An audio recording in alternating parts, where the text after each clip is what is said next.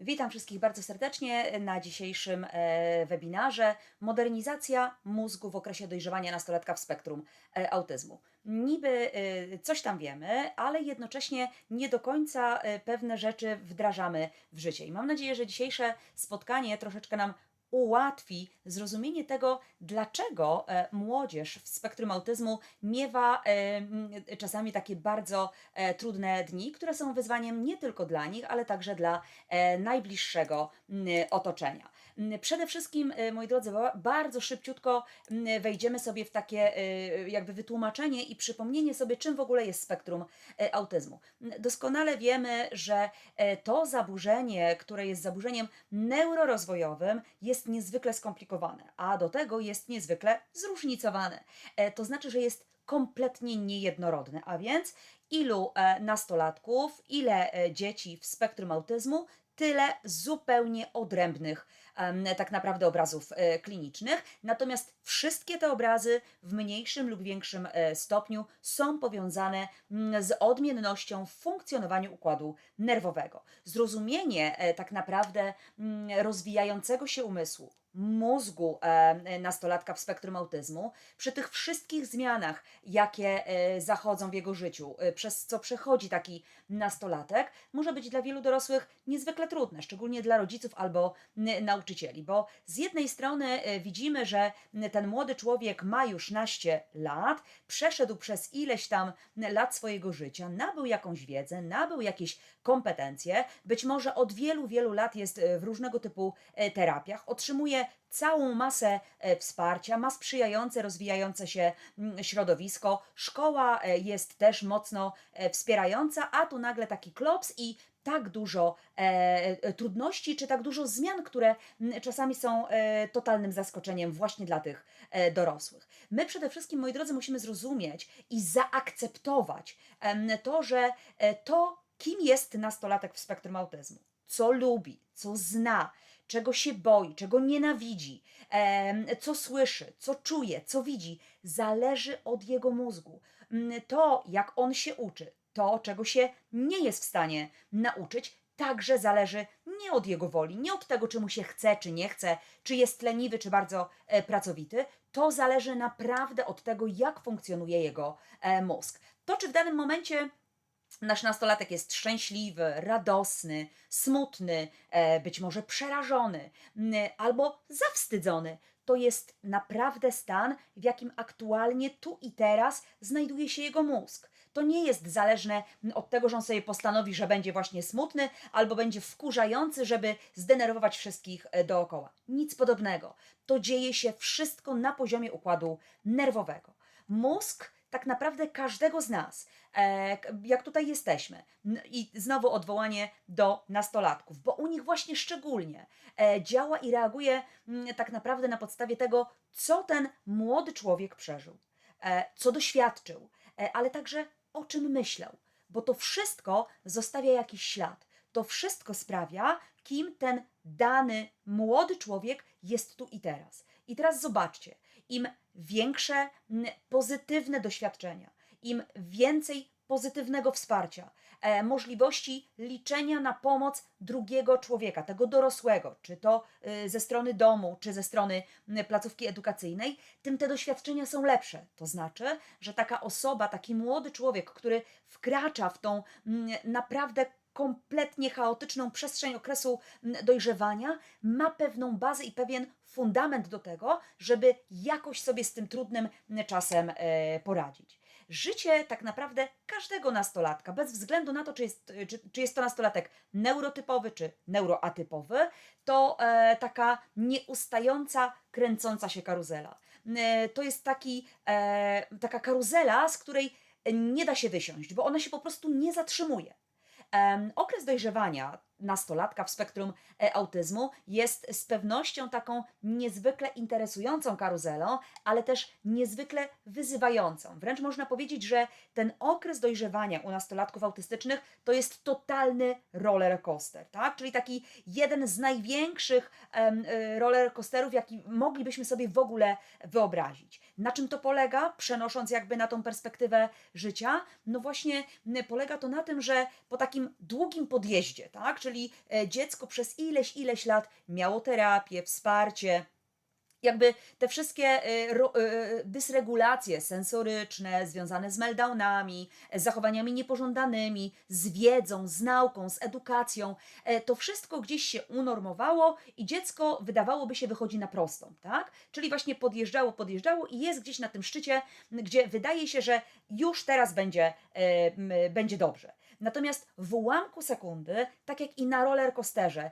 zadzieje się sytuacja, w której nagle spadamy pionowo w dół. Dokładnie tak samo jest w okresie dojrzewania u nastolatków. Ta nasza młodzież, niestety, mimo wielu doświadczeń, prób, wiedzy, doświadczeń, które posiada, nagle ni stąd, ni zowąd spada głową w dół. Za chwilę pojawia się jakiś ogromny zakręt i co się dzieje? I nagle osoba wisi głową w dół, tak jak właśnie w roller coasterze. I u naszych nastolatków dzieje się dokładnie tak samo. Wydawałoby się, że dziecko ma kompetencje, no już świetnie rozwinęło te perspektywy społeczne, interpersonalne, komunikacyjne i nagle jak za pstryknięciem palców okazuje się, że nagle kompletnie z niczym sobie nie radzi. Nagle wszystko to, co do tej pory nastolatek czy nastolatka posiadała, nagle traci albo kompletnie nie umie z tego korzystać. Dlatego, moi drodzy, że w okresie dojrzewania nastolatkom w spektrum autyzmu towarzyszy coś takiego, co my nazywamy autystycznym regresem. To jest moment, kiedy wydaje się, że wszystko już jest dobrze, wypracowaliśmy bardzo, bardzo dużo, ten nasz nastolatek może być już odpowiedzialny, no bo przecież już tyle wie, a tu nagle zaczyna zachowywać się jak małe dziecko, szczególnie w tym kontekście takim emocjonalnym. E, To jest takie troszeczkę nieporozumienie, troszeczkę taka zakłamywanie trochę rzeczywistości, ja bym to tak określiła i nazwała. Moi drodzy, z tej prostej przyczyny, że właśnie rodzicom, a już najbardziej chyba nauczycielom, wydaje się, że ten nasz dorastający nastolatek to już taka młoda osoba dorosła. Czyli taka osoba, która kompletnie może ponosić odpowiedzialność za swoje działania, kompletnie może przewidywać swoje działania, a co za tym idzie, kompletnie nie potrzebuje wsparcia i rodziców, i nauczycieli. Tyle, że w tym właśnie bałaganie i chaosie wychodzi na to, że ani rodzice, ani nauczyciele nie rozumieją, jak działa mózg takiego nastolatka. Co takiego się zadzieje w tym jego mózgu, że tak naprawdę ten nastolatek nie jest w stanie podejmować właśnie tych kroków związanych z odpowiedzialnością. Choćby dlatego, moi drodzy, że ten nastolatek właśnie, o którym mówimy, jego choćby obszary kory nowej nie są jeszcze na tyle dojrzałe, aby dziecko, czy ten właśnie wchodzący w okres dojrzewania młody człowiek mógł w pełni wziąć odpowiedzialność za swoje działania, przewidując konsekwencje związane z różnymi zachowaniami. Ale uwaga, taki nastolatek nie jest także w stanie wziąć odpowiedzialności za budowanie relacji. To od nas dorosłych, rodziców, nauczycieli, jeszcze długo, długo, długo będzie zależało to, jak ten młody nastolatek będzie te relacje kształtował. I to, że czasami wchodzi z nami w konflikt, że czasami jego zachowania są mocno irytujące, a my się gniewamy, karzemy, zakazujemy, odbieramy przywileje i całą masę innych rzeczy robimy. Moi drodzy, to jest troszeczkę tak, jakbyśmy traktowali nasze dziecko trochę jak kotka i kocura. Wiem, że taka dziwna analogia, ale już chcę Wam pośpieszyć z wyjaśnieniem. Chodzi mi mianowicie o to, że dopóki nasze dziecko jest małe i nawet jeżeli właśnie jest neuroatypowe, to my to nasze dziecko traktujemy jak kotka, takie kociątko maleńkie. Czyli takie małe stworzonko, które całkowicie jest nieodpowiedzialne, nie potrafi się o siebie zatroszczyć, potrzebuje zewsząd i w każdej tak naprawdę aktywności pomocy i wsparcia. Ale jak nam się wydaje, że wow, dziecko ma 9+ albo 10+, no to okres dojrzewania się na przykład zaczyna, więc na pewno już sobie da radę, bo on to już jest taki nastolatek, tak? I traktujemy go właśnie jak takiego dojrzałego kota, który już potrafi o siebie zadbać, chodzi własnymi ścieżkami, nie potrzebuje podstawiania pod nos, mówiąc kolokwialnie. Natomiast w spektrum autyzmu to tak nie działa.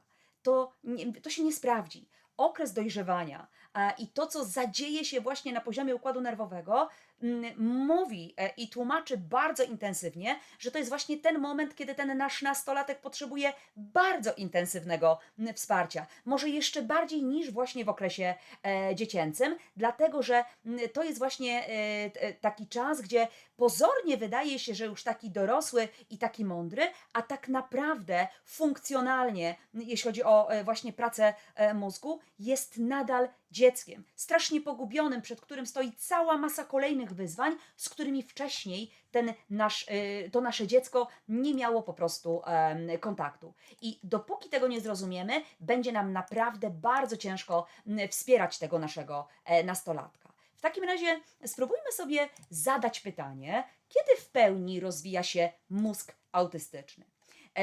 W ogóle rozwój mózgu, jakbyśmy brali tylko pod uwagę ten sam proces, bez względu na to, o jakiej osobie mówimy, to jest niezwykle złożony proces, moi drodzy, tak? Który oczywiście różni się w zależności od tego, kim dana osoba jest, jakie ma predyspozycje genetyczno-biologiczne, w jakim środowisku się wychowywała, jakie miała takie doświadczenia związane z nauką, czy generalnie doświadczenia życiowe, jakie wsparcie i cała masa rzeczy tych biologicznych, genetycznych, środowiskowych, to wszystko będzie miało wpływ na to, jak ten mózg się rozwijać będzie. Oczywiście każdy człowiek rozwija się w indywidualnym tempie, we własnym tempie, zgodnie z tym, co oferuje mu natura, ale także środowisko. I oczywiście niezależnie od tego, czy to jest osoba neurotypowa, czy neuroatypowa, ten mózg tak czy inaczej będzie rozwijał się indywidualnie dla tej konkretnej osoby. Mózg ogólnie można powiedzieć dojrzewa bardzo długo i stopniowo, kroczek po kroczku, właśnie pod wpływem tych czynników genetycznych, biologicznych, sensorycznych, środowiskowych, ale także społecznych i emocjonalnych. I w zależności od tego, jakie doświadczenia ma nasze dziecko właśnie na poziomie tych czynników, tak, a nie inaczej ten mózg rozwijać się będzie. I ja zawsze zachęcam, moi drodzy, do postawienia się troszeczkę w perspektywie tego nastolatka. I zapewniam Was, że pośpieszanie, pewne wymuszania na nastolatku, stawiania mu totalnie nierealnych w tym momencie oczekiwań, tak? Bo nam się wydaje, no jak ma 14 lat, to niech robi to czy tamto. Natomiast jeżeli wy zakładacie, że ten czas biologiczny, bo ma 14 lat, to już musi, bo powinien, to naprawdę nie przyspieszy dojrzewania mózgu. To nie jest tak, że wy chcecie, to nagle u nastolatka się to zadzieje. Absolutnie nie. Jeśli od totalnie niedojrzałego nastolatka, u którego te struktury korowe mózgu nie są nadal dojrzałe, albo nastolatek nie jest w pełni z nich w stanie korzystać, jeżeli wymagamy od nich za dużo, jeżeli wymagamy zbyt wcześnie, jeżeli jest to nieproporcjonalne do jego poziomu funkcjonalnego, tym mamy większą szansę na to, że ten nasz nastolatek poniesie porażkę, że zacznie się buntować, że zacznie odmawiać współpracy, że zacznie się wycofywać z relacji z nami. To jest właściwie gwarantem tego. Nie ma, moi drodzy, oczywiście odpowiedzi takiej uniwersalnej, książkowej, encyklopedycznej, kiedy ten mózg w pełni dojrzewa. Badania różnego typu sugerują, że tak naprawdę mózg autystyczny rozwija się i bardzo intensywnie zmienia przez cały okres dojrzewania. Od wczesnego tego okresu dojrzewania po wczesną dorosłość. W tym momencie w tym mózgu naprawdę dzieje się bardzo dużo dobrych i niekoniecznie dobrych, czy tych najlepszych rzeczy. Natomiast pewność jest też taka, że im wcześniej następuje interwencja względem takiego małego człowieka, czyli im wcześniej dziecko jest poddawane właściwym oddziaływaniom, które są mocno spersonalizowane pod jego potrzeby, pod jego trudności, a nie kopiuj wklej, bo innemu pomogło, to jemu może też.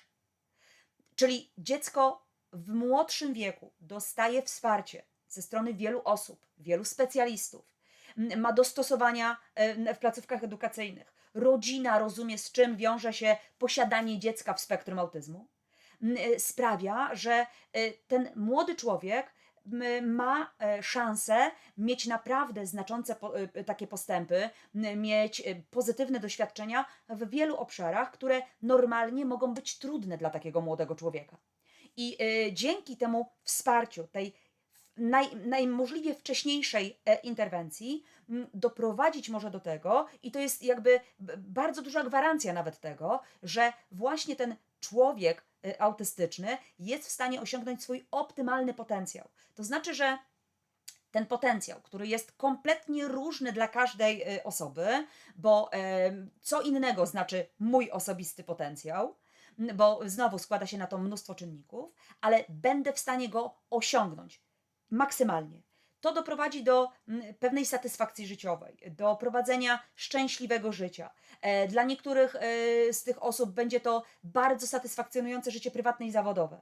Ale to wszystko zależy od tego, w co zostanie ten nastolatek wyposażony w dzieciństwie. Nie da się modelować, uczyć, nie daj Boże, w cudzysłowie mówiąc, poprawiać w nastolatku pewnych rzeczy. Bo to, co nastolatek wnosi w okres dojrzewania, jest kształtowane z okresu wczesnego dzieciństwa. I zobaczcie, w zależności od tego, jaką perspektywę ten nasz nastolatek miał na przykład w szkole podstawowej, jak był wspierany przez nauczycieli, czy przypadkiem nie było problemów na poziomie rówieśniczym, czy tam gdzieś nie było takiej kwestii bullyingowania takiego dziecka.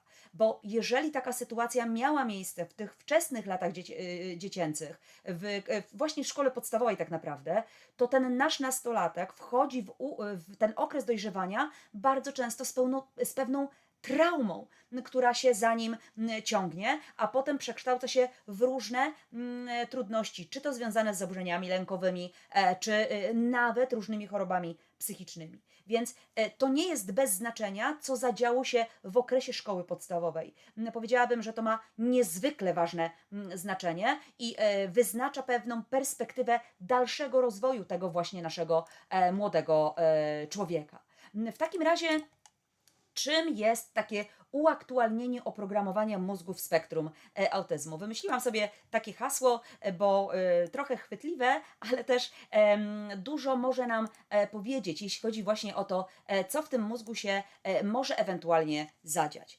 Kiedy dzieci, ogólnie kiedy mówimy o dzieciach, kiedy one wkraczają w okres dojrzewania, i pamiętajcie, że ten okres dojrzewania dla każdego dziecka też będzie inny. Natomiast tym pierwszym wyznacznikiem, tym światełkiem, który mówi: uważaj, twoje dziecko wchodzi w okres dojrzewania, to jest pojawienie się owłosienia, prawda? I potem w zależności od tego, czy mówimy o chłopcu, czy o dziewczynkach, różnie potem te poszczególne kroki dojrzewania będą się pojawiały. Natomiast na pewno ten moment wkroczenia w okres dojrzewania to jest także taka iskiereczka, która mówi, że mózg troszeczkę podobnie jak komputer niejako, otrzymuje nowe, uaktualnione oprogramowanie, tak? Czyli rozwija silniejsze połączenia, tak zwane przewodowe.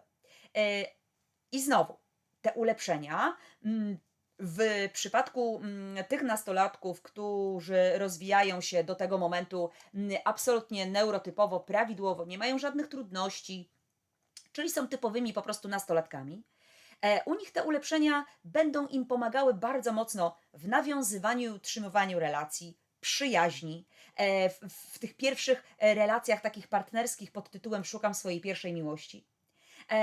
Te ulepszenia będą pomagały rozwijać się w szkole, będą pomagały zdobywać niezależność, ale także zwiększać zdolność do przewidywania konsekwencji. Te udoskonalenia także sprawią, że nasze nastoletnie dziecko będzie miało taką większą szybkość, czyli będzie szybsze, będzie miało bogatsze połączenia w mózgu. Te bogatsze połączenia będą dotyczyły połączeń między różnymi obszarami w mózgu. A to z kolei będzie powodowało lepsze podejmowanie decyzji, dlatego że nasz nastolatek będzie mógł korzystać z informacji z różnych źródeł, bo z różnych obszarów mózgu. Jednocześnie dzięki tym licznym, rozprzestrzenionym połączeniom w mózgu będzie miał zrównoważone kontrolowanie impulsów, swoich pragnień, celów, takiej samoświadomości, rozumienia zasad, etyki, co w konsekwencji będzie oczywiście wpływało na jakby poszerzanie takiego horyzontu zachowań, ale także tworzenia pewnych złożonych schematów, które będą bardziej rozsądne. Takie, które będą coraz bardziej zbliżały się do tych schematów postępowania osoby dorosłej. Natomiast w przypadku młodzieży w spektrum autyzmu nie jest to takie oczywiste. Dlatego, że już na samym początku powiedzieliśmy sobie, że spektrum autyzmu jest tym zaburzeniem, które opiera się o inną strukturę mózgu, a co za tym idzie, inne funkcjonowanie tego mózgu. To znaczy, że w przypadku tej młodzieży autystycznej, między różnymi obszarami mózgu te połączenia są inne niż u młodzieży neurotypowej. W momencie, kiedy dochodzi właśnie do tej modernizacji, przekształcania w okresie dojrzewania tego mózgu, od typowego nastolatka, czego my oczekujemy? Dojrzałości, tak? Najprościej można powiedzieć dojrzałości, czyli tego, żeby uczył się, bo zaraz matura, bo trzeba pomyśleć o tym, jak będzie wyglądała Twoja przyszłość, od tego, żeby ten nasz nastolatek nawiązywał miłe, satysfakcjonujące relacje i przyjaźnie, które będą dopingowały i motywowały do takiego właściwego, społecznego, oczekiwanego zachowania, żeby oczywiście zdobywał wiedzę, tak, która pozwoli mu tam dalej kontynuować naukę, na przykład na studiach, ale także stawanie się niezależnym, podejmowanie większych takich obowiązków, choćby domowych, prawda? Więc tego się oczekuje, no bo on już jest prawie dorosły. Często rodzice tak powtarzają albo nauczyciele. Natomiast okres nastoletni, moi drodzy, jest takim okresem niezwykle trudnym. To jest okres jednocześnie przejściowy, ale także bardzo trudny okres, w którym dzieje się wiele nieoczywistości. I teraz my nie możemy zapominać o takim bardzo ważnym czynniku. Mianowicie w tym okresie dojrzewania, w tym wieku nastoletnim, nie bez znaczenia, a wręcz powiedziałabym, że ogromne znaczenie ma także dojrzewanie płciowe. Czyli zmiany, które zachodzą w hormonach płciowych, prawda? Czym są hormony płciowe? To są sterydy, czyli takie związki chemiczne, które mają ogromny wpływ na komórki nerwowe. I teraz zobaczcie, oprócz tego, że te hormony płciowe, one mają ogromne stężenie we krwi w okresie dojrzewania, to dodatkowo gwałtownie wzrasta to stężenie, a do tego następuje bardzo silne wahania tych hormonów. To znaczy, że bardzo dużo ich się pojawia, ale jednocześnie mają takie skoki jakby ciśnienia, jak my to mówimy, tak? I w zależności od tego, czy jest nisko, czy wysoko, to czujemy się lepiej albo gorzej. Tak można to sobie zobrazować. I dokładnie tak działają, albo inaczej, tak funkcjonują też nasi nastolatkowie. To jest moment, kiedy tak naprawdę szargają tym naszym nastolatkiem czy nastolatką bardzo silne emocje. I teraz zauważcie, my bardzo często mówimy o tym, że okres dojrzewania to jest okres takich bardzo negatywnych emocji. I teraz na chwilkę się zatrzymujemy, żeby sobie wytłumaczyć. Pamiętajcie o tym, ja już to po prostu milion razy mówiłam, że nie ma czegoś takiego jak złe czy negatywne emocje. Wszystkie emocje są absolutnie prawidłowe i do wszystkich emocji mamy dostęp, ale także prawo, żeby je odczuwać. Czyli radość, smutek, strach, frustracja, zażenowanie, wycofanie, prawda? Do tego wszystkiego mamy prawo. I to jest wszystko jak najbardziej właściwe. Natomiast niewłaściwe i negatywne są zachowania, które wykorzystujemy do zaprezentowania tych emocji. I to jest niewłaściwe, a nie sama emocja. I o tym trzeba pamiętać. Natomiast często tak właśnie kolokwialnie, w rozmowie przy kawie, jak my to czasami sobie nazywamy, okres dojrzewania to jest faza negatywizmu, tak? Czyli nastolatek jest, mówiąc najprościej, wszystko jest na nie. Wszystko mu nie pasuje, wszystko by chciał zmieniać, przeciw wszystkiemu się buntuje, bo ma inną perspektywę. W przypadku autystycznych nastolatków dochodzi nam jeszcze taka kwestia, gdzie u nich te emocje, szarganie nimi przez te emocje jest naprawdę bardzo gwałtowne i bardzo często nieprzewidywalne. Jednocześnie dostrzegamy nasilające się zachowania podyktowane właśnie lękiem, stresem, strachem, ale także i wiele takich zachowań agresywnych. Ja nie mówię tutaj o agresji fizycznej, ale na przykład agresja słowna u nich się zaczyna na przykład pojawiać, prawda? Gdzie taki nastolatek oczywiście ciągle powtarza, że wszyscy jesteście beznadziejni, wszystkich was nienawidzę, wszyscy jesteście głupi i tego typu rzeczy się gdzieś tam pojawiają. pojawiają, dlatego że pamiętajcie, to zachowanie nie jest zachowaniem w stosunku do Was, skierowane i wymierzone w Was jako rodziców, jako nauczycieli, jako starsze czy młodsze rodzeństwo. Jest to zawsze wyraz emocji względem danej sytuacji, z którą ten nastolatek sobie nie radzi. A niestety okres dojrzewania tych sytuacji daje całą masę. No wręcz można powiedzieć, że każdego dnia tych sytuacji związanych, że ja jej nienawidzę, tej sytuacji właśnie. Ale przecież jak mam krzyczeć na sytuację?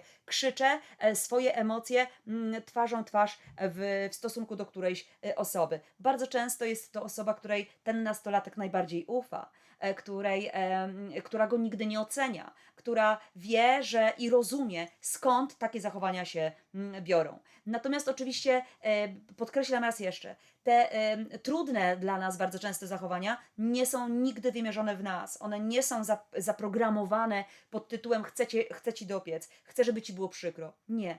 To jest zawsze krzyk mówiący, jak ja sobie z tą sytuacją nie radzę. I powtarzam raz jeszcze, tych sytuacji w ciągu dnia u naszych nastolatków jest naprawdę bardzo dużo. Skoro wiemy, że cała masa badań dostępnych absolutnie publicznie dotyczy różnego typu różnic w mózgu nastolatków, bo pamiętajcie, tych obszarów, struktur w mózgu jest cała masa. Nie ma jednej struktury mózgu, która będzie odmienna u wszystkich osób w spektrum autyzmu. Natomiast wiemy, że jest ich jakby różne te struktury mogą być inaczej zbudowane, a co za tym idzie, wpływać na funkcjonowanie takiego człowieka. Natomiast wiemy na pewno, że to, co dzieje się na poziomie układu nerwowego, będzie zakłócało właśnie głównie obszary dotyczące relacji społecznych, interpretacji emocjonalnej, tych kwestii związanych z kompetencjami zarówno językowymi, jak i komunikacyjnymi. Bardzo mocno będą wyznaczały to, jak będzie kształtowała się uwaga i koncentracja takiego nastolatka, jego lęk, jego obsesyjne bardzo często myślenie. Zauważcie, ja nie używam zazwyczaj określenia obsesyjne, bo zawsze Wam mówię, że dzieci w spektrum autyzmu, one mają fascynację, a nie obsesję. Natomiast niestety okres dojrzewania sprawia, że u niektórych tych osób pojawiają się pewne obsesje, czyli ciągłe, powtarzalne myślenie, które niestety nie jest pozytywne. Nasilają się bardzo często autostymulacje, ale także może być problem z kontrolą na przykład pobudzenia. Również zaczynają nam się ujawniać różne trudności motoryczne, ale także i sensoryczne. Bo wydawało nam się, że nie, dziecko już sobie poradziło, już jest wypracowana ta kwestia sensoryczna, ale mimo to dziecko nadal ma problem z interpretowaniem i przetwarzaniem tych informacji sensorycznych. I w związku z tym, że tych cała masa różnych trudności i wyzwań związanych z inną budową mózgu może się zadziać, dochodzi do sytuacji, że taka autystyczna młoda osoba bardzo często wybiera nietypową, ale czasami też taką wręcz niewłaściwą reakcję na sytuację, która gdzieś się wokół niej zadziała albo dotyczy jej bezpośrednio. I ta autystyczna młodzież ma bardzo duży kłopot w takim precyzyjnym przetwarzaniu informacji dotyczących relacji między ludźmi. Między ludźmi, szczególnie w grupach. Dlaczego? Dlatego właśnie, że ich mózg nie do końca właściwie rozumie i interpretuje intencje. I teraz zobaczcie, jeśli chodzi o te intencje, to my dość często, albo inaczej, ja, kiedy rozmawiam na przykład z rodzicami takich młodych nastolatków, to często ci rodzice mówią, że przeskoczyła mu klapka i zachowuje się jak pajac. Co mu nie powiedzą, to zaczyna robić, tak? Taką małpkę z siebie robi. Albo wręcz odwrotnie, zamiast właśnie takiego małpowania, jak ci rodzice to określają, to mówią, że właśnie totalnie odwrotnie, tak? Czyli skarży, czyli taki klasowy policjant się robi. Dzieciaki go nienawidzą, nie lubią go, bo właśnie ciągle na nich donosi, bo ich poucza, bo się mądruje i dlatego też ta młodzież go wyklucza. No tak jest niestety, dlatego że z jednej strony dziecko, które nie rozumie intencji, czyli jakby źle interpretuje to, co osoba, z którą rozmawiam, grupa, z którą przebywam, swoim zachowaniem, mówieniem, mową ciała, jakie ma intencje względem mnie, tak? Czyli to jest to ściśle powiązane z tą teorią umysłu.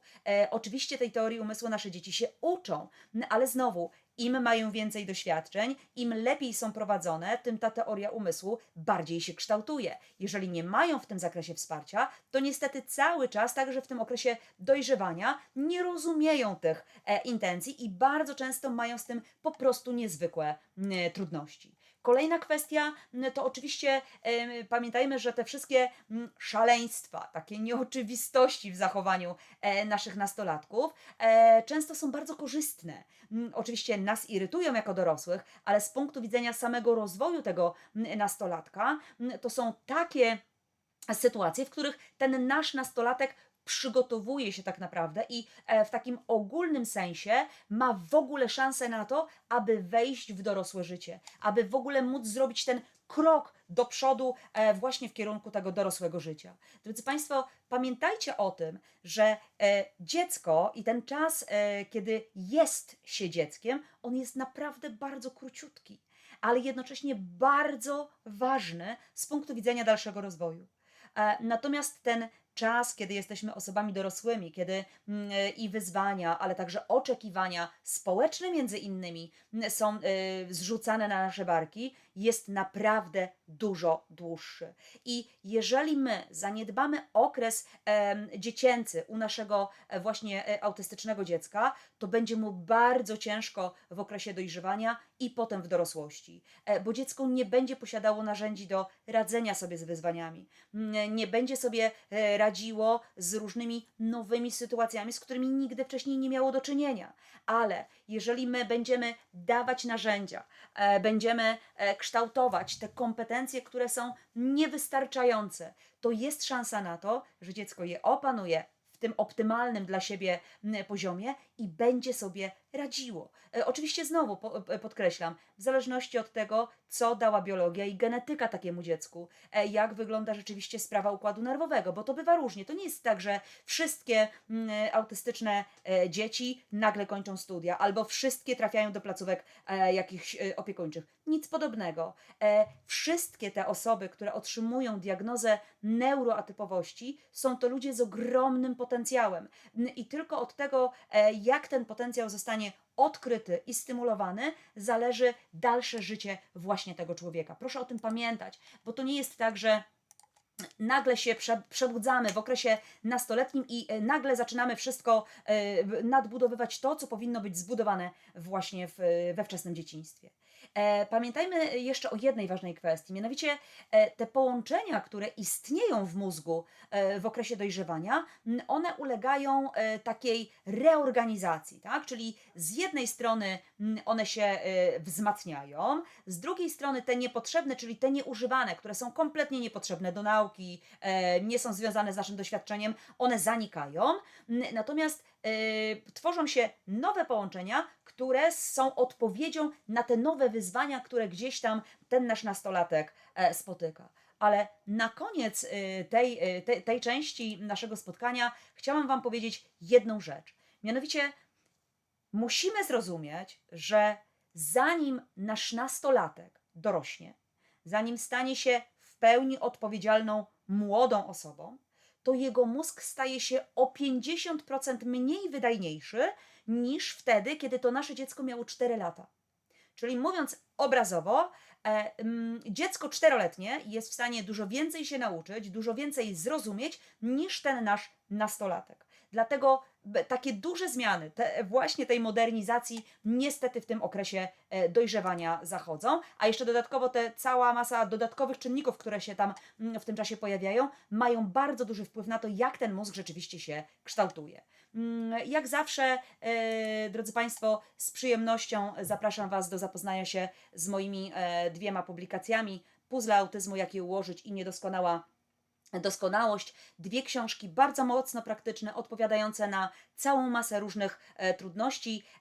Tak jak ciągle przypominam, Niedoskonała doskonałość jest w całości poświęcona osobom, które mają wysokie kompetencje maskowania, czyli dawny zespół Aspergera ze szczególnym uwzględnieniem dziewcząt. Zachęcam Was do zapoznania się z tą drugą pozycją, dlatego że tam naprawdę jest bardzo dużo rzeczy, które mogą wyjaśnić i wprowadzić Was właśnie w świat tych nastolatków, który jest tymczasem bardzo mocno nieoczywistym. Obie książki są dostępne na mojej stronie www.pozleszkolenia.eu w zakładce sklep. Jeśli kogoś interesuje ta tematyka, zachęcam do zapoznania się z tymi publikacjami. A co dalej z naszymi sprawami? Jak spektrum autyzmu wpływa na mózg? Ktoś powie, no ale moment, to przecież mózg sprawia, że mamy te objawy spektrum. No to teraz spróbujmy sobie właśnie tą nieoczywistość wytłumaczyć.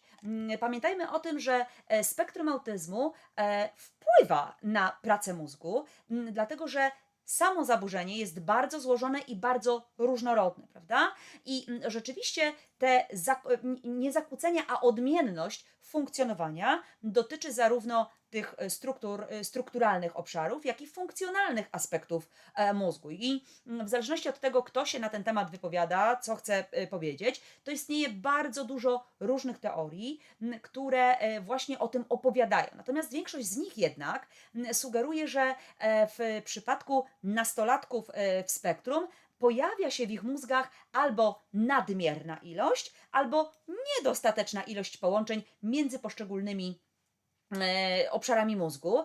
Tak czy inaczej, czy jeden, czy drugi aspekt wpływa niestety na to, że i współpraca, i wymiana międzypółkulowa, i zdolność takiej optymalnej, holistycznej informacji, przetwarzanie tych informacji jest po prostu zakłócone. Dlatego, że czy jest tych połączeń jest za dużo, czy jest ich za mało, to zawsze dotyczy to pewnego ekstremalnego rozwiązania. I na koniec jakby takiego wprowadzenia można powiedzieć, chciałam tylko Wam powiedzieć, moi drodzy, że okres dojrzewania mózgu naszego nastolatka to jest troszeczkę taki czas, albo wręcz nie czas, tylko taka komedia pomyłek, tak bym to nazwała.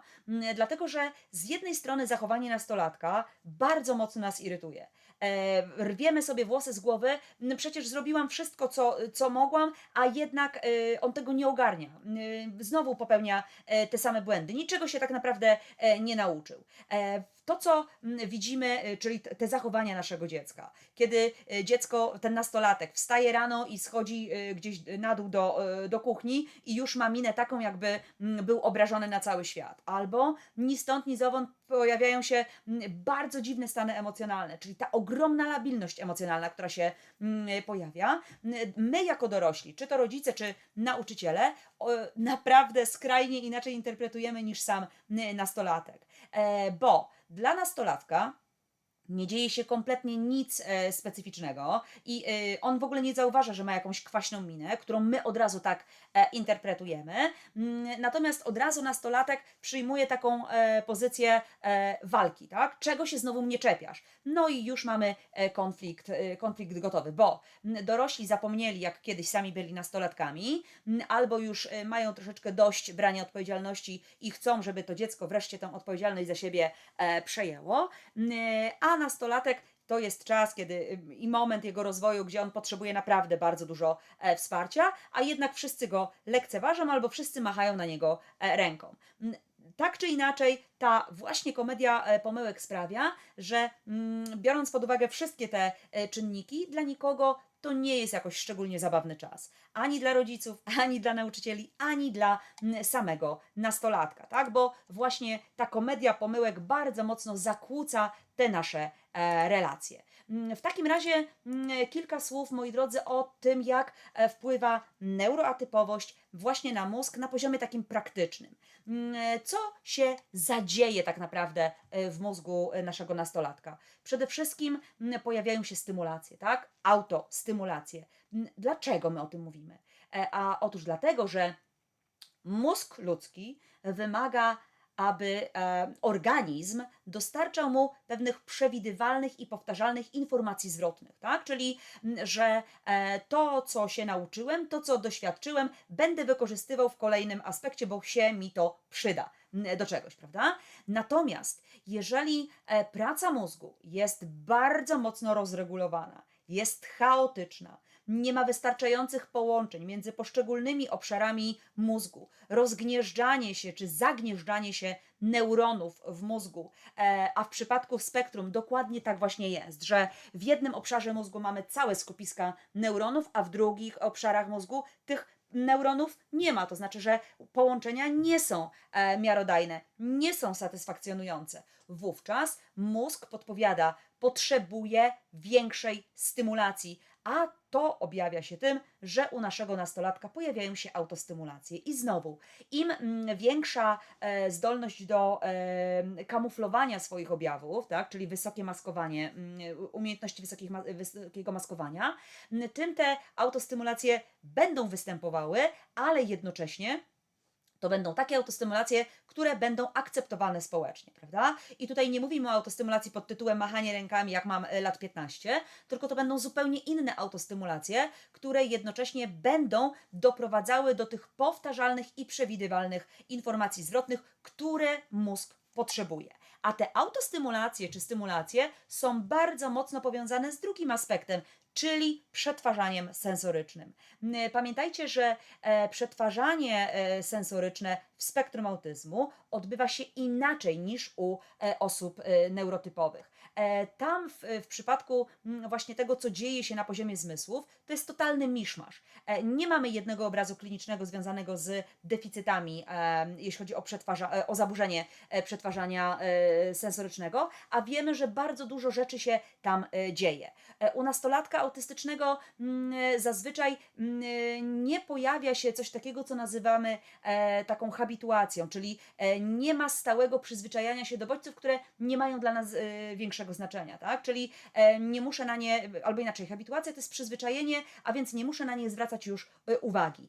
Absolutnie nie. W przypadku nastolatka nie ma takiej sytuacji. Jego mózg nieustannie przetwarza informacje, dokonuje ciągłych i stałych analiz, podejmuje próby zrozumienia, interpretacji całych informacji i bodźców, które do niego docierają. Właśnie dlatego, że ten chaos w pracy mózgu występuje w spektrum, znowu mamy bardzo mocne zaśmiecanie tego mózgu niepotrzebnymi wiadomościami, niepotrzebnymi informacjami, co z kolei prowadzi do przeciążenia pracy takiego mózgu. Zbyt duża ilość bodźców, wrażeń, doznań sprawia, że mózg który traktuje oczywiście te bodźce na równi ważności, w pewnym momencie mówi: stop, mam dość, nie jestem w stanie dalej pracować. I właśnie wtedy dochodzi do przestymulowania układu nerwowego, do przeciążenia sensorycznego, właśnie tym nadmiarem informacji, które w większości są kompletnie bez sensu, których nie trzeba w ogóle interpretować, ale jednak mózg je odbiera. I co się dzieje wtedy w mózgu i w zachowaniu naszego dziecka? Mózg mówi wtedy nastolatkowi: uważaj, jesteś w niebezpieczeństwie. A jaka reakcja adaptacyjna się tworzy? No tworzy się taka, że ten nasz nastolatek w momencie przeciążenia tego układu nerwowego czuje się, jakby został atakowany, bo właśnie jest w niebezpieczeństwie, czyli albo zaczyna uciekać od takiej sytuacji, albo staje się bardzo odważny i chce się z nią zmierzyć, czyli z nią walczy, albo, moi drodzy, zamiera, mówiąc najprościej, czyli zaczyna się wycofywać, tak? I oczywiście w zależności od tego, to jaka sytuacja, kogo mamy gdzieś tam w otoczeniu tego nastolatka, różnie może to zachowanie być zaprezentowane, natomiast ono tak czy inaczej będzie zachowaniem związanym z zareagowaniem na niebezpieczeństwo, które mi właśnie zagraża. I teraz zobaczcie, ten nasz nastolatek może się wycofywać z interakcji. Może do tej pory gdzieś wychodził do dzieciaków, czy wychodził na piłkę, czy córka wychodziła gdzieś z koleżankami, a teraz się wycofuje. Nagle doświadcza częstszych meltdownów, shutdownów, czyli tego zamknięcia się w sobie. Dlaczego? Dlatego, że mózg odcina możliwość korzystania z korowych struktur mózgu, czyli z wiedzy, z doświadczeń, ze świadomości. I nasze dziecko, nasz nastolatek zaczyna działać impulsywnie, czyli bodziec, reakcja, a więc tego nie kontroluje, tylko wykorzystuje zachowania, które przynoszą mu tu i teraz natychmiastową ulgę. Dlaczego tak się dzieje? To właśnie znowu zależy od naszego mózgu, dlatego że aby ograniczyć odbieranie tych bardzo mocno przestymulowujących, przeciążających bodźców, żeby uniknąć przeciążenia, mózg autystyczny wyłącza jeden albo więcej zmysłów. A co za tym idzie? Dana osoba ucieka w autostymulację, czyli powtarzalne schematy zachowań, wykorzystując jeden albo kilka zmysłów, żeby tak naprawdę się samoleczyć, żeby doprowadzić mózg znowu do stanu używalności.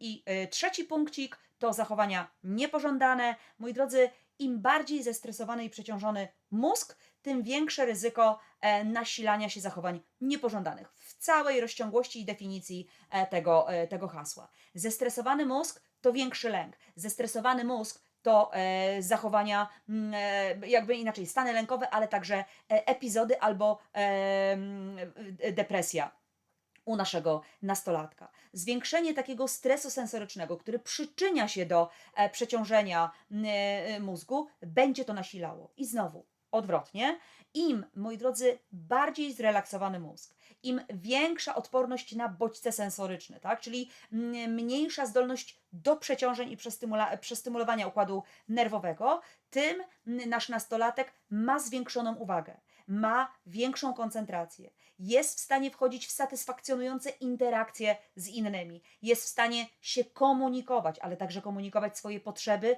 i pragnienia. Czyli jego życie jest zdecydowanie prostsze niż w momencie, kiedy ten mózg jest bardzo mocno zestresowany. To w takim razie, jakie tajemnice tkwią właśnie w mózgu naszego autystycznego nastolatka? Przede wszystkim, moi drodzy, chcę powiedzieć, że my tutaj teraz, dzisiaj nie będziemy sobie opowiadać o tych wszystkich strukturach, bo nie mamy na to czasu.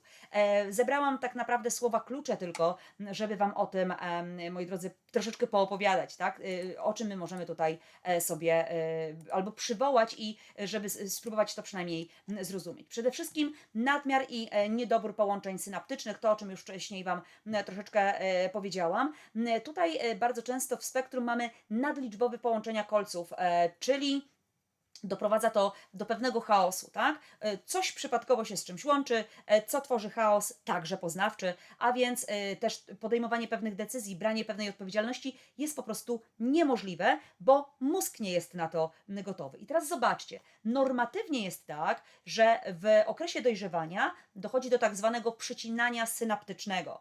U nastolatków neurotypowych następuje 50% przycinanie tych połączeń. To znaczy, że ten nasz nastolatek neurotypowy zapomina dzięki usunięciu połowy tych połączeń, zapomina i nie wykorzystuje. Mózg mu się nie zaśmieca czymś, do czego dziecko już nigdy nie wróci. Przykład, nastolatek nie będzie się bawił w zabawy paluszkowe na przykład, tak? I może o tym zapomnieć. Taki głupi przykład mi przyszedł do głowy.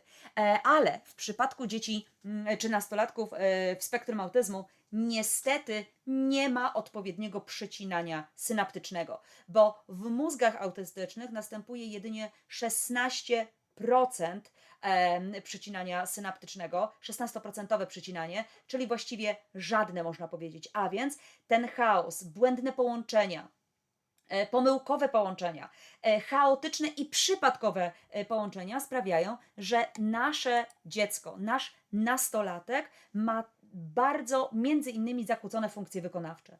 Myślenie, analiza, refleksja, uwaga, odpowiedzialność, konsekwencje. Ze względu na to, że właśnie ma bardzo duży bałagan w tym swoim układzie nerwowym. Czasami w przypadku spektrum mamy ten nadmiar połączeń, tak? Czyli tą hiperłączność taką, co z kolei prowadzi do szybkich przeciążeń układu nerwowego, bo tam następuje zbyt gwałtowna i przede wszystkim nadmierna ilość przetwarzania bodźców z otoczenia. Z kolei u tych nastolatków, u których mamy małą liczbę połączeń między poszczególnymi obszarami, dochodzi do tego, że one mają, ta młodzież ma trudność z interpretacją informacji, czyli koordynacją informacji między różnymi obszarami mózgu. A więc jeżeli nie mamy dobrych połączeń między prawą i lewą półkulą mózgu, to ja na przykład mogę rozumieć, że ty krzyczysz, natomiast skoro nie mam dobrego przepływu informacji z lewej półkuli, to niekoniecznie wiem, co ty ode mnie chcesz. I dokładnie tak działają nasi nastolatkowie, nasza młodzież. Zaburzenia komunikacji międzypółkulowej, no właśnie to jest to, o czym wspomniałam. Tutaj w szczególności też trzeba przypomnieć, że ciało modelowate właśnie w spektrum autyzmu, który jest tą taką strukturą, w ogóle u wszystkich jest taką strukturą, która łączy obie półkule mózgu, w spektrum autyzmu często jest nieprawidłowo zbudowane. I teraz doprowadza to do błędnego interpretowania informacji, co z kolei sprawia, że nasz nastolatek ma kłopot z łączeniem pewnych emocji z logicznym myśleniem i właśnie bardziej działa impulsywnie niż myśli logicznie, czyli nie analizuje pewnych sytuacji w kontekście do emocji, a więc i zachowanie się gdzieś tam pojawia, tylko działa właśnie tu i teraz na zasadzie bodźca i reakcji. Jeśli chodzi o zmianę aktywności w niektórych regionach mózgu, to będzie wpływało na różnorakie zakłócenia w funkcjach poznawczych i społecznych, dlatego że tutaj może nastąpić taka zmiana aktywności w sieci takiego trybu domyślnego, czyli to jest ten tryb, który odpowiada za introspekcję, przetwarzanie informacji społecznych, a więc jednocześnie będzie zakłócała interakcje społeczne i komunikację. Kolejny obszar, kora przedczołowa. Ta odpowiada za podejmowanie decyzji, za planowanie, za kontrolę emocji. I znowu, jeżeli mamy nadmierną aktywność, to czy na przykład niewystarczającą aktywność, to właśnie te aspekty decyzyjne, planowanie czy kontrola emocji będzie mniej lub bardziej nieprawidłowa. Układ limbiczny.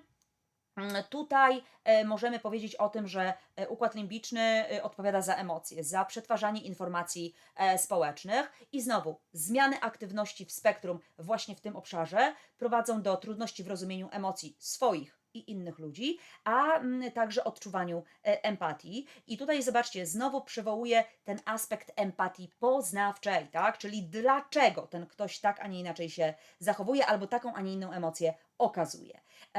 Wreszcie wyspa i zakręt obręczy to są takie obszary, które biorą udział w przetwarzaniu bodźców sensorycznych, emocjonalnych. W spektrum mamy także zmienioną aktywność w tym obszarze, co prowadzi do wielu nadwrażliwości, tak? A z tymi nadwrażliwościami będą nam się wiązały różne zachowania. Kolejny aspekt to koherencja, problemy z koherencją globalną i lokalną. I tutaj oczywiście znany nam taki obraz dziecka skoncentrowanego bardzo na szczegółach, tak? Czyli to jest ta koherencja lokalna, zamiast na takim całościowym obrazie, czyli tej koherencji globalnej. I zobaczcie przykład.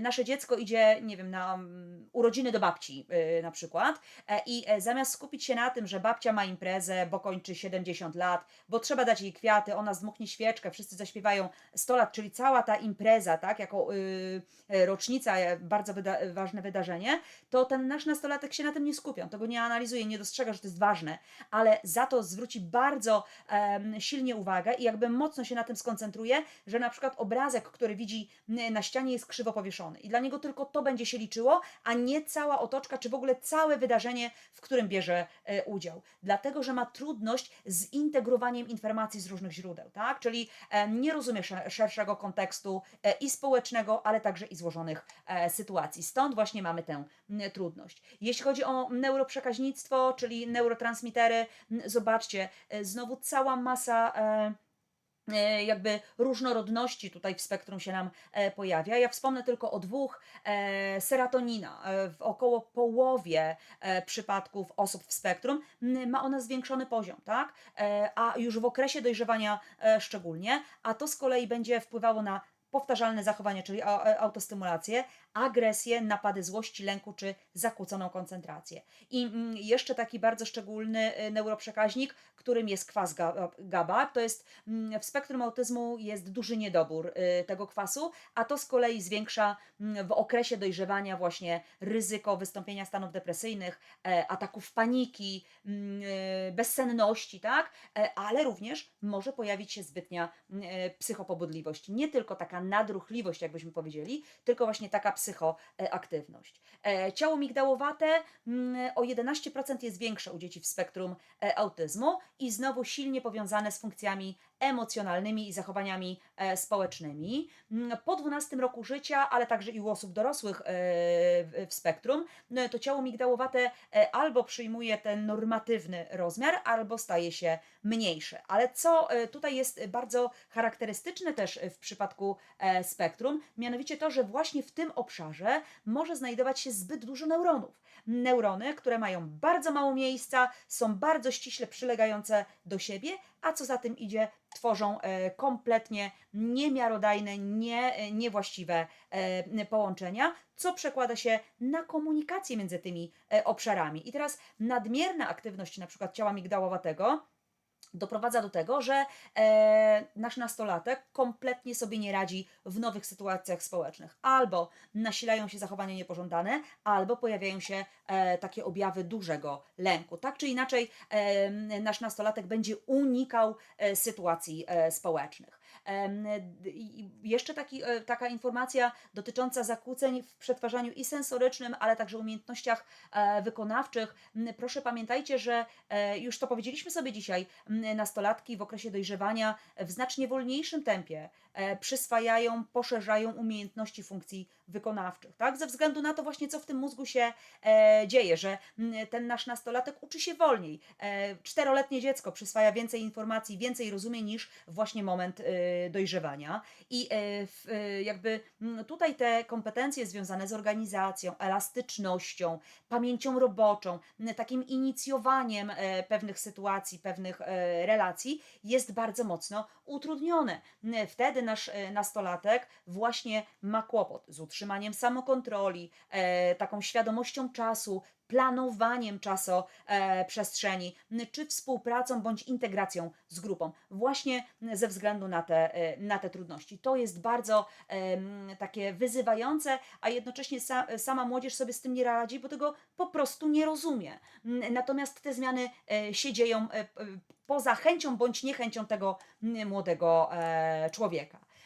Moi drodzy, podsumowując tak naprawdę ten nasz dzisiejszy temat, trzeba to zebrać w taką całość, mówiąc, że spektrum autyzmu wpływa na pracę mózgu. Mózg wpływa na to, jak będzie przebiegała ta neuroatypowość przez całe życie. Te różnorodne zmiany strukturalne, funkcjonalne, mniej lub bardziej będą wpływały na aspekt społeczny, komunikacyjny, na relacje, na naukę, ale także na taką samoświadomość, na samokontrolę. To wszystko jest naprawdę oparte o to, co w tym układzie nerwowym dziać się będzie albo co się zadziało. I prawda jest taka, że każda osoba w spektrum będzie doświadczała innych zmian w różnym stopniu, co z kolei będzie się przekładało na mniej lub bardziej zakłócone formy zachowania, komunikacji, relacji społecznych, dlatego że samo spektrum jest bardzo mocno różnorodne. Moi drodzy, dla tych, którzy mają ochotę zgłębić temat dotyczący właśnie mózgu autystycznego i dowiedzieć się o większości struktur, które są inne, o większości neuroprzekaźników, które inaczej pracują, a co za tym idzie, jakie konsekwencje dla naszego dziecka i nastolatka mają, zachęcam do zapoznania się z pełnym kursem Tajemniczy mózg autystyczny, różnice strukturalne i funkcjonalne, który jest dostępny u mnie na stronie www.puzzleszkolenia.eu. Tam są także materiały i certyfikat do tego szerokiego szkolenia, bo on trwa ponad 3 godziny. Wtedy sobie mówimy naprawdę o wszystkich tych strukturach. Ja tłumaczę co, gdzie i jak to przekłada się potem na funkcjonowanie tego naszego młodego człowieka. A dzisiaj dobiegliśmy do końca. Dziękuję, że zechcieliście wysłuchać, co dla Was przygotowałam. I oczywiście nieustająco zachęcam do śledzenia i tego, co się dzieje na Facebooku, i tego, co się dzieje na YouTubie, ale także tego, co się dzieje na mojej stronie www.pozleszkolenia.eu. Zachęcam i za dzisiaj bardzo serdecznie Wam dziękuję.